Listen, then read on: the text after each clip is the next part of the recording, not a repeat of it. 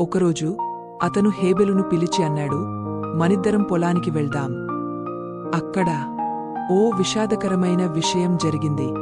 కయీను తన సొంత తమ్ముడైన హేబెలును గాయపరిచాడు. హేబెలు అక్కడే చనిపోయాడు.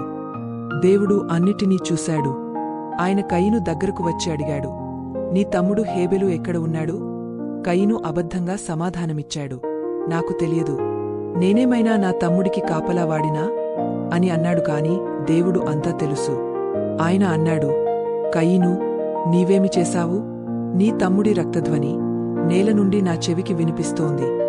దేవునికి చాలా బాధ వేసింది. ఆయన అన్నాడు, ఇప్పటినుండి భూమి నీకు శాపగ్రస్తమవుతుంది. నీవు ఎంత కష్టపడ్డా శ్రేష్ఠమైన పంటలు పండవు.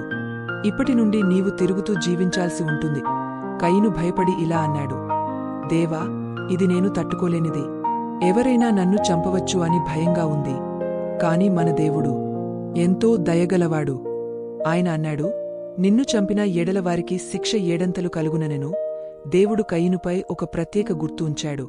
అది అతన్ని కాపాడేలా ఉండేది. ఆ తరువాత కయీను కొత్త ఊరికి వెళ్ళిపోయాడు. తన చేసిన తప్పును గుర్తుపెట్టుకున్నాడు.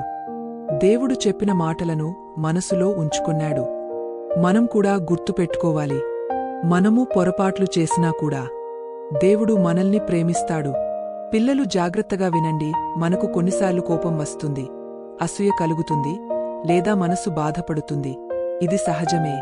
కాని మనం ఆ భావాలను దేవునితో పంచుకుంటూ మంచి నిర్ణయాలు తీసుకోవాలి. మన దేవుడు మనల్ని ఎంతో ప్రేమిస్తాడు. ఆయన మన హృదయాలు ప్రేమతో, దయతో నిండిపోవాలని కోరుకుంటాడు. Gospel Jingles